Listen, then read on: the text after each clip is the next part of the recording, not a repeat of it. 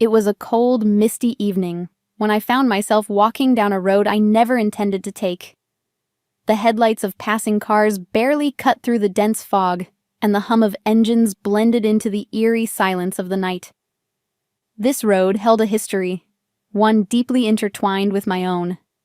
A history I had tried to bury, but that now threatened to resurface.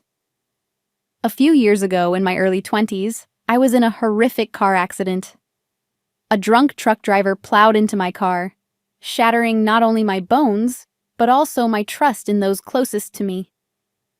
I had been driving to surprise my sister, who was in labor at the hospital. It was supposed to be a joyous occasion.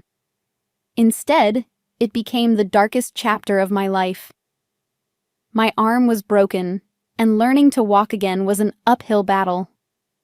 The scars, both physical and emotional, lingered long after the crash.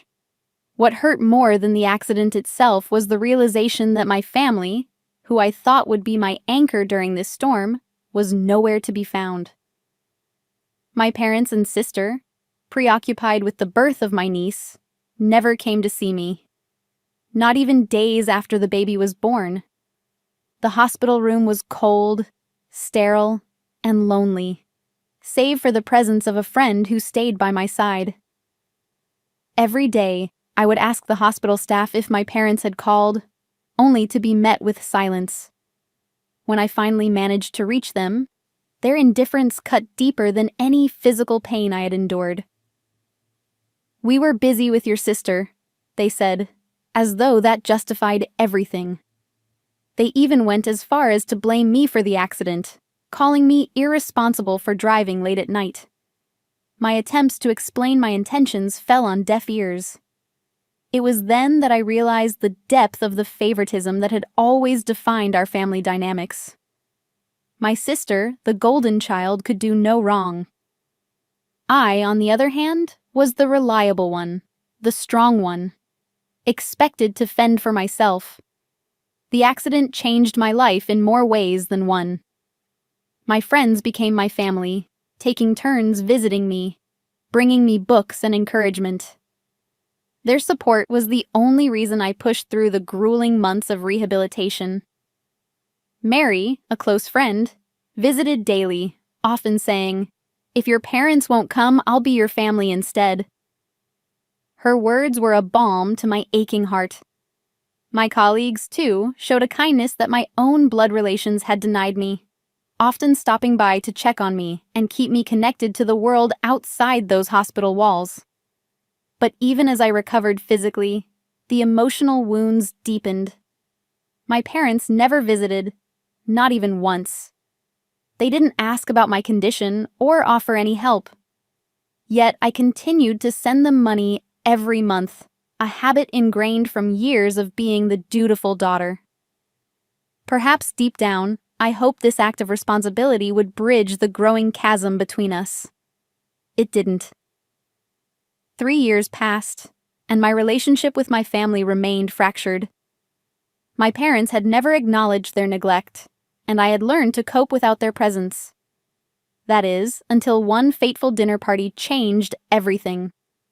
My parents, celebrating my sister's promotion, decided to share their version of the events surrounding my accident.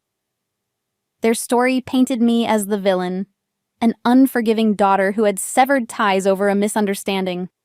The truth was distorted beyond recognition. They claimed they hadn't known about the accident until days later, and that they had tried to contact me repeatedly, only to be met with my supposed hostility. When my aunt called me after the party, her voice trembling with disbelief, I finally broke my silence. I told her everything, how my parents had ignored the emergency responders' calls, how they had prioritized my sister over my life-threatening injuries, and how they had blamed me for the crash. Her shock mirrored the emotions I had buried for years. "I can't believe they've been telling such horrible lies," she said. Her words brought a flood of emotions I thought I had long suppressed. Looking back, the signs of favoritism had always been there. As a child, I was the responsible one, the achiever, But my accomplishments were never celebrated the way my sisters were. When I won a state science competition, all I got was a quick "congratulations." Yet, when my sister won a choir competition, we took a family trip to Napa Valley. At dinner, the menu was always tailored to her tastes, and I was expected to eat whatever was served without complaint. "You're the stronger one," my parents would say, as if strength justified neglect. Even as an adult, the disparity continued.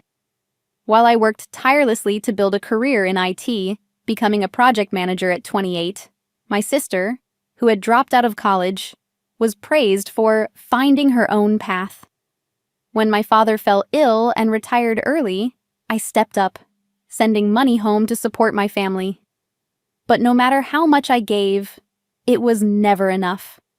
My contributions funded my sister's wedding, her home down payment, and even renovations to my parents' house. Yet, on the day of her wedding, not a single word of gratitude was directed toward me.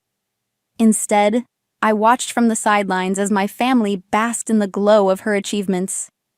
The accident was a wake-up call, forcing me to confront the truth I had been avoiding for years. My family didn't see me as an individual with needs and feelings. To them, I was a resource, a safety net for my sister's dreams. When I finally stopped the financial transfers, the fallout was immediate. Angry messages flooded my phone, accusing me of abandoning my family. But as their tones softened, their apologies felt hollow, driven more by financial desperation than genuine remorse. My decision to cut ties wasn't easy, but it was necessary. For the first time, I began to live for myself. I enrolled in a photography class, a dream I had long postponed. My instructor, Mr. Smith, praised my work, saying, "Your photographs capture the subtleties of life." His words gave me a confidence I hadn't felt in years. I formed new friendships, found a supportive community, and even began to rediscover the joy of simple pleasures like hosting home parties and exploring the world through my camera lens. Meanwhile, my parents' lives took a drastic turn. Without my financial support, they could no longer maintain their lavish lifestyle. They sold their house and moved into a modest apartment, far from the grandeur they once enjoyed. My sister's marriage, too, began to crumble under the weight of financial strain. Relatives who had once praised them now criticized their actions, exposing the cracks in the facade they had worked so hard to maintain. The repercussions of their choices were unavoidable. At a family meeting, my uncle, who had always been an observer, finally spoke out. "After exploiting your eldest daughter for so many years, how can you say anything now?"